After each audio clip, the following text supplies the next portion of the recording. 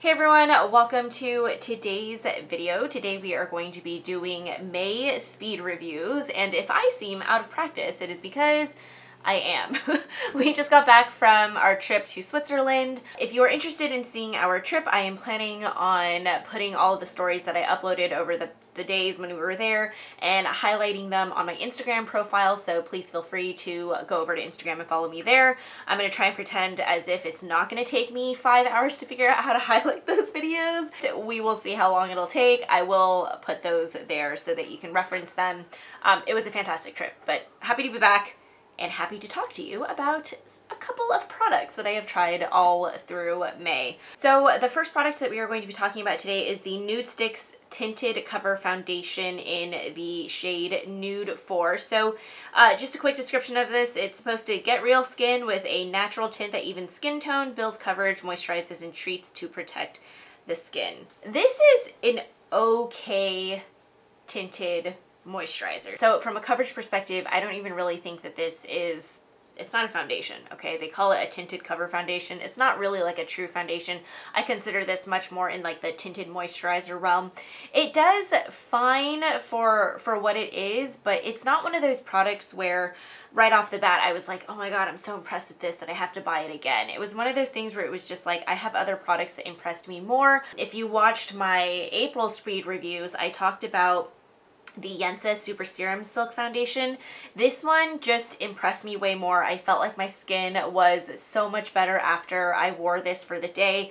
This one just doesn't really seem to add too much nutrients to my skin. I don't feel like it feels like any different from any other foundations that I'm wearing. The L'Oreal Pro Glow for me is also, I mean, just kind of like this. It has the same finish but a little bit more coverage. So it's kind of like, it falls into that weird category where you're just like, it's chill, like, but it's not like yay or nay, you know what I mean? In terms of the wear time on this though, this is where I think I started to get a little bit more disappointed with it. Now, tinted moisturizers don't claim to be long wear foundations or anything like that, but for this one, I do feel like it wore off a little bit patchy over time.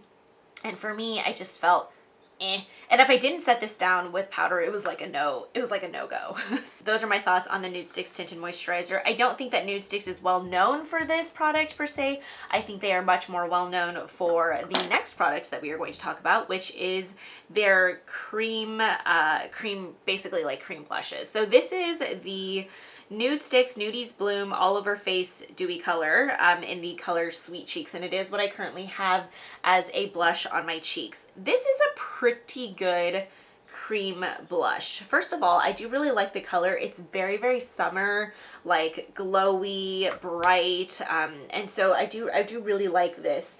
It actually is really easy to apply. I apply it directly to my face and use a beauty blender to blend out that color. It shears out nicely, blends into the skin, doesn't pick up the foundation underneath, and so I really do like this. Now, in terms of wear time for cream blushes, my skin is more on the oily side, and so I don't really find that cream blushes last all that long on me, but this actually lasted a decent amount throughout the day. I would say I would get a decent, like I would say 6 to 8 hours of wear time, and so for a cream blush, that's not bad. That's pretty good. It's pretty good. If you are checking out NudeStix brand, if you're looking at these two products and trying to decide which one you want to spend your money on, I would go with the cream blush. So yes. All right, the next product we're going to talk about is the Tarte Creaseless Concealer, and I have this in the shade 25N, which is light, medium, neutral. This is quite a bit lighter than what I need right now. I have actually you know, doing lots of hiking in Switzerland and exploring around the city, I have pretty much heavily migrated into my summer shade. I usually become quite tan, and then actually I anticipate getting a little bit more tan just because I'm hoping to keep this a relatively active summer, because some of us need to work on our post-COVID bodies. Anyway, so I just wanted to make a quick note that if everything under my eye seems extraordinarily bright today, it is because this concealer is a little bit bright for me right now. This is going to be a perfect shade for me in the winter time, but for today's purposes, I was like, well, I could look perfectly contoured, I guess, today, so that's fine. Do I like this concealer? This is probably one of the weirdest concealers I have ever tried, mostly just because it is a relatively thick formula. Like, you can kind of see it. It's definitely full coverage. Like, if you are concerned about you know, just any kind of redness or deepness or shadows coming through on your under eye, this concealer will hide it. It is super, super full coverage. The only thing I would say about it though is that it feels the consistency of it is not like any other concealer out there. It's quite a bit more like, it's almost like thick and like moussey in a way. And so if you have oily skin or oily under eyes or anything like that, I would not recommend this concealer. But if you are a dry girl or boy, this is gonna work really, really well. Now, in terms of application, because it is this like thick consistency, I did not like blending out this concealer with a brush.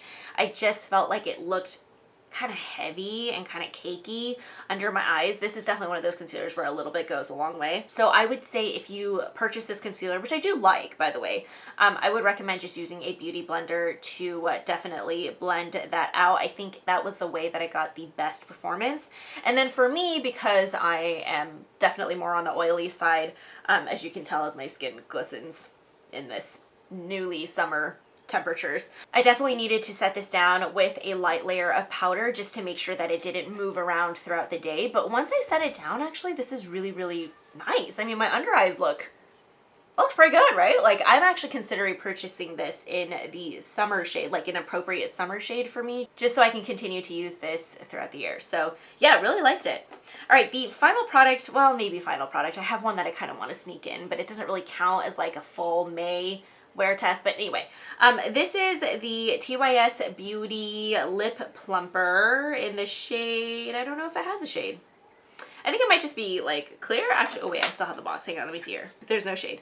But this is a lip treat peppermint infused lip plumper, and so it's supposed to give you bigger, brighter, and more moisturized lips. And so I do actually really like this product. The sting of it as it pumps up your lips it's not too bad. You can definitely feel it tingling on your lips, and so if you're terrified of that like stinging feeling, this one is a very mild, very gentle kind of a sting. And then I do think it actually does a nice job of plumping up my lips. Like, I actually just have a lip liner and a liquid lipstick underneath it, and when I put on the lip gloss, I actually feel like my lips just kind of went merp, and they look just a little bit more plumper. Very, very comfortable. So I really like this. I fairly enjoy it. I really like the packaging. It's very, very cute. Well done on this product. The last product that I'm going to sneak in, even though I only just used it today, but I'm already super impressed with it, is the Dose of Colors Donald Duck and Daisy Duck collaboration. So this is the palette, and I used this black shade and then this purpley kind of like duochrome shade called Iconic on my eyes to just create my winged liner today, and obsessed. Like, I absolutely love it. I think it's so easy to work with. Dose of Colors eyeshadows in general are just really, really great, but I want to talk about the bronzer that's in here. Dose of Colors, if you are listening, please give us powder bronzers. This bronzer literally was so easy to apply, and it looks so good. The undertone of it, the way that it just buffed out onto your skin was flawless, easy, perfect. Yeah, I'm definitely going to be reaching for this palette quite a bit this summer, mostly just because I am obsessed with this Iconic shade, and then also the Attitude shade. Actually, I'm going to swatch Iconic for you because I just think it's so cool. Tell me that that is not an amazing eyeshadow color, right? So cool. I can't even. So anyway, that pretty much wraps up this video. Let's go ahead and zoom out.